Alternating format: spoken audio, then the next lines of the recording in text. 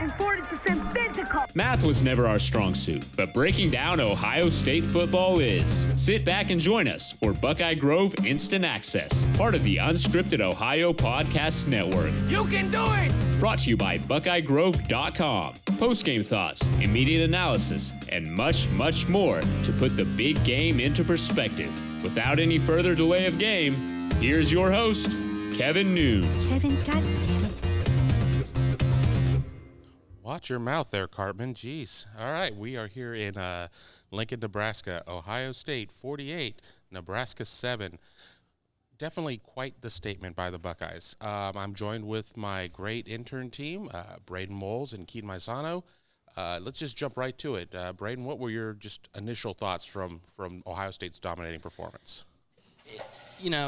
It's something we've said after pretty much every game, and I assume you're tired of hearing it, but just another dominant performance by Ohio State. This one maybe a little less expected than some of the previous ones. I mean, going into Miami of Ohio or Cincinnati, you thought Ohio State was going to win pretty handedly, but going into this big game environment, Big Ten West team on the road, night game against Nebraska, you thought it may be a little bit more of a challenge for Ohio State, but they responded with a very impressive showing. Keaton, what did you get out of this? I mean, there's a lot of storylines to talk about there. Everybody wanted to see Ohio State go through their first big test, and I guess we'll talk about that in a minute, whether or not this really was the test they were waiting for, but your thoughts on the game? I think really it was the biggest test was for the defense. It was the best offense they had gone up against this entire season, so I was really interested to see how that would turn out. And the secondary really impressed me. I mean, the way that the defense is able to contain Martinez and keep him in the pocket and just make him uncomfortable. And then, 3 interceptions in 4 possessions is crazy for any defense, but especially against an offense like Nebraska's who's had success in the past, especially with a dynamic player like Adrian Martinez. But Okudah, as a cornerback, that's one of the best in the country, if not the best cornerback. And then just the defense as a whole has just been impressive the whole year. And we finally got to see them go against a team that has some offensive talent, and they continued the path that they've been on the whole season, so that's been impressive. Yeah, you talk about Jeffrey Okudah. He didn't get his first career interception at the collegiate level until last week, and then he gets 2, including 1 on his back. And sticking with the defensive theme, Ohio State, 4 sacks of Adrian Martinez. They had 11 TFLs, obviously 3 interceptions. Just a dominating performance. You look, Adrian Martinez, 8 of 17, 3 interceptions, 47 yards, 47. Ohio State's longest pass play was 38. So, Ohio State had almost as much on one play as Martinez had throughout the entire game. Rolling off of the defensive performance, what really stood out to you, Braden? In terms of the defensive side of the ball, I think overall, they are not letting these big plays get through that they were having last season. They were giving up, these slant passes that would go to the house or, a missed tackle that would result in a touchdown. They're really, teams are getting these little 5 and 6 yard chunks against Ohio State occasionally, but they're not giving up those big plays like they have been in the past. And that's been a big reason why, they've been able to, they were holding a shutout well into the third quarter, maybe even into the fourth quarter. And yeah, I just think not letting those big plays get through is a big reason why they've been able to have this defensive dominance. Obviously, it's not about the yardage, it's about the points that you put up on the board at the end of the day. But Nebraska last week against Illinois had close to 700 yards of total offense. They end up with 231 in this game, and a lot of that came late against Ohio State's backups. More defensive thoughts from you, Keaton. I just think just how well the units play together. Last season it kind of felt like every unit had their own game plan and they just weren't in sync. This year it feels like it's one entire unit now playing on defense. The secondary feeds off the defensive line. Even Jordan Fuller said his interception totally on Chase Young in the defensive line getting pressure. And you can really see it's just everyone's moving in sync. They're in the right right positions. And it just feels like this defense is a force. No one can really find a weakness in it. It was the secondary's day to shine today, and next week it might be the linebackers. And as far as linebackers go, Malik Harrison, Baron Browning, just great games.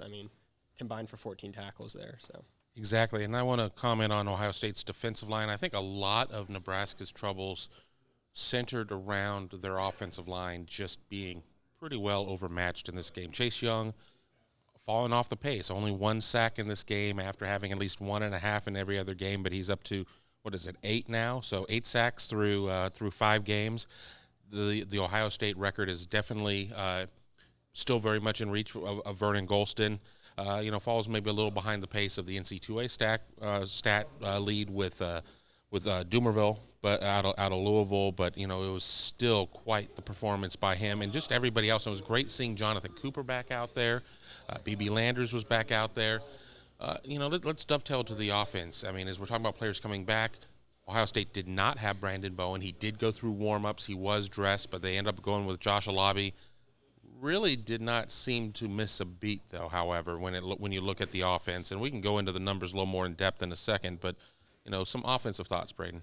I thought so. I think one of the key things that the coaching staff was able to see in this game is Fields' ability as a rusher. We've seen him take. He had the 51-yard touchdown in his first game for Ohio State, and we know that he can take off. But this was the first game where we were really able to see him get crafty in the pocket with his legs. When pressure was coming in around him, he was able to escape, break tackle. He had the pass to Luke Farrell that was just it was a highlight reel pass. Him being able to escape the defenders from the pocket, getting outside and throwing across his body. So it was just really impressive from him, seeing his ability to get out of the pocket and rush, even though, like I said, we already knew he could do that. Seeing him do it in this big game atmosphere was a positive. Ohio State ends up throwing for 212 yards, 15 to 21 passing from Justin Fields, 3 touchdowns. But the running game, I don't want to put words into your mouth there, Keaton, but I have a feeling you're going to talk about the running game. They run for 368 yards, 6.9 yards per carry. That's pretty darn impressive. Yeah, I mean, you're having a good rushing day when your backup running back can get over 70 yards and 2 touchdowns. And Master Teague, he didn't get as many touches as J.K. Dobbins, but he looked just as impressive. So it just shows the depth that this Ohio State team has, especially with Alabi being able to step in and the offensive line not missing a beat. And I think that's really just been the mantra for the team, is that they think they have depth, they have the talent, and they're kind of putting it together. And it showed up here with the rushing attack for 368 yards. I mean, that's just really impressive.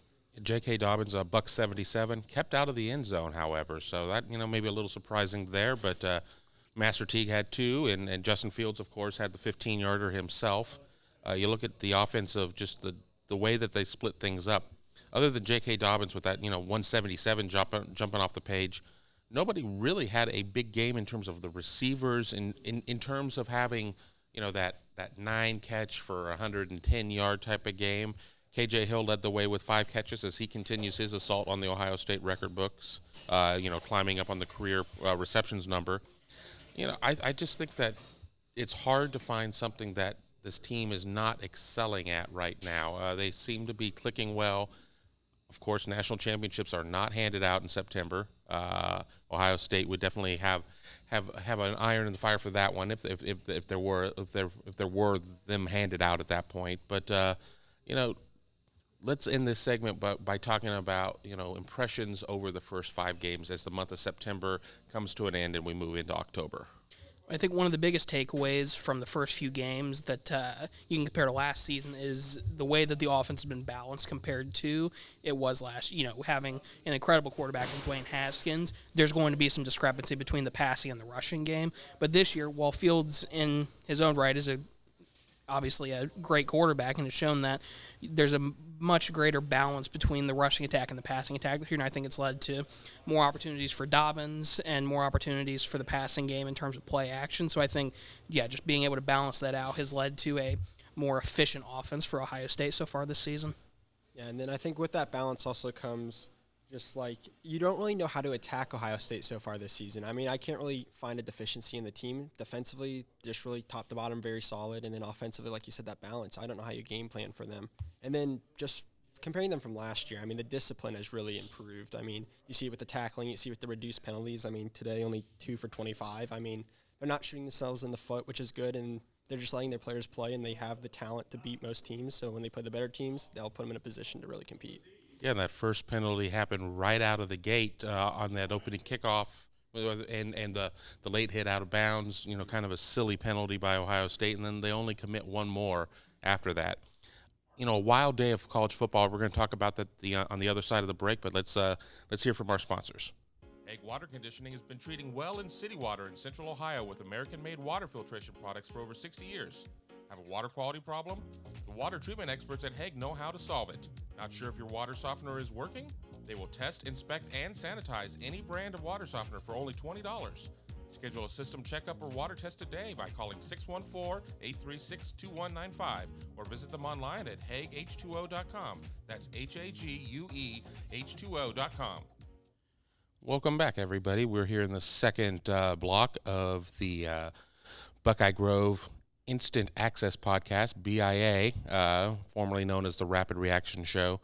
A lot of great games today in terms of, there were some good matchups. We did not really see any crazy upsets, but, start right at the top, though, with Clemson and North Carolina 21-20.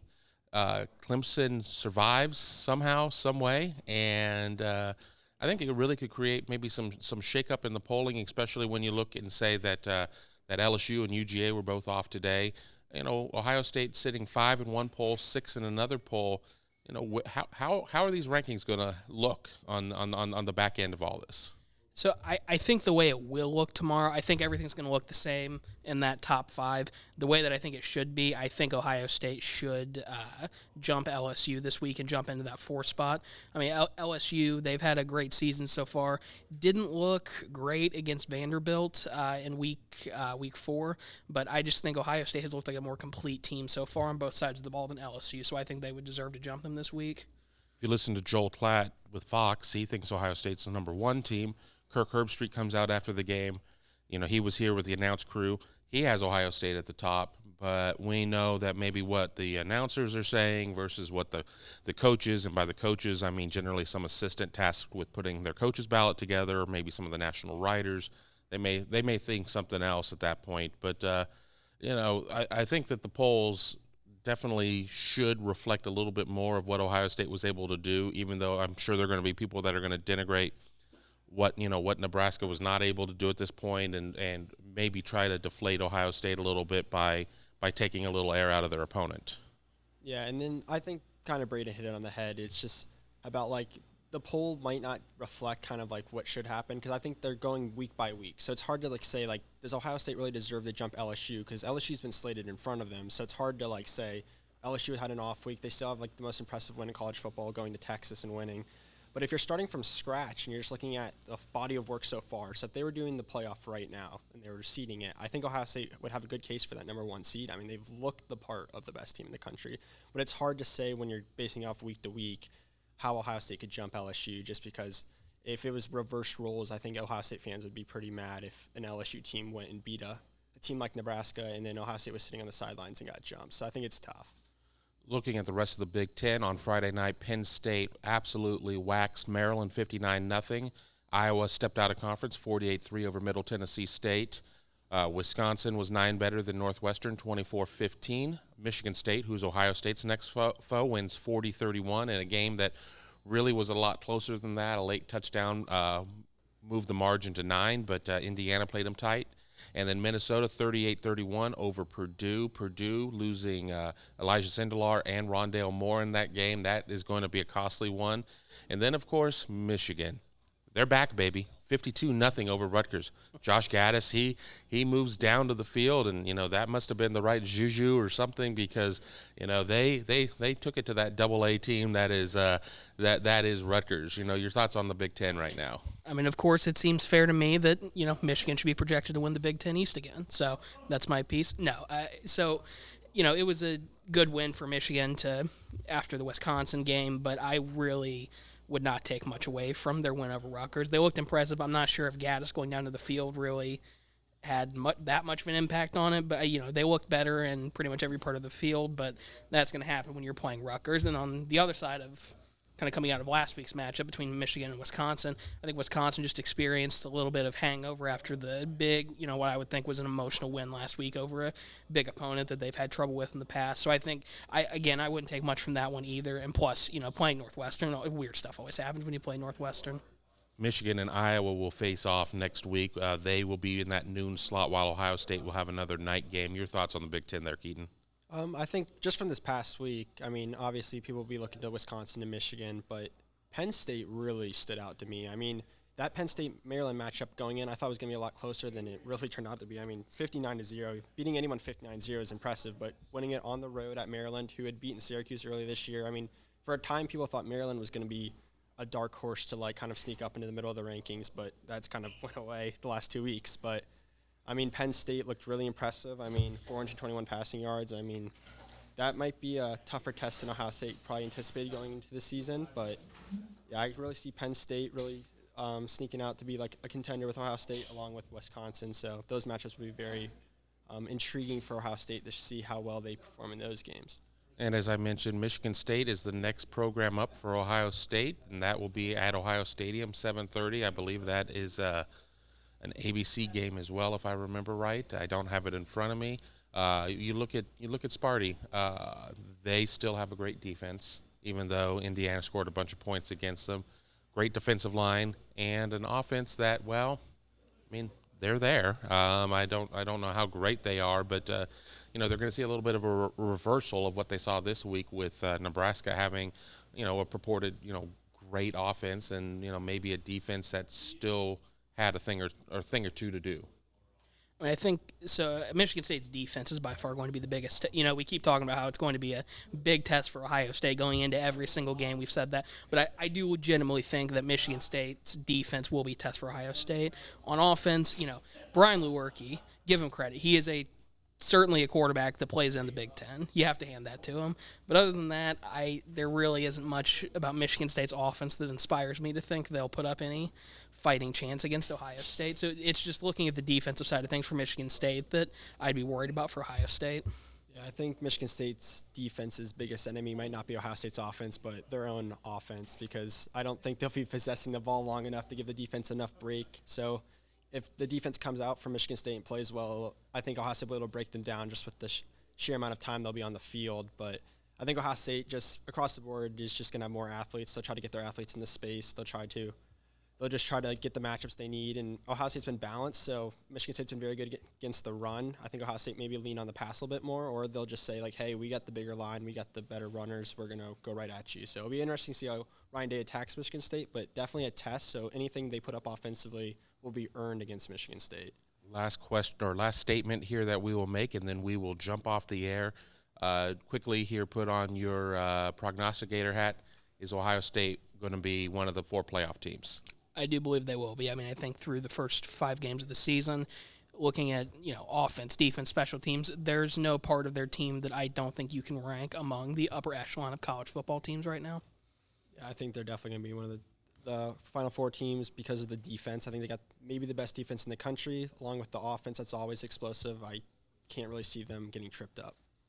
I have to agree with you guys. I think the biggest thing that could trip these guys up is a bad injury to a critical piece. QB1, Justin Fields, something like that really could slow things down. But based on what we've seen so far, I have a hard time believing that Ohio State will not be part of the Final Four. There will always be a great debate if that happens where they'll be ranked.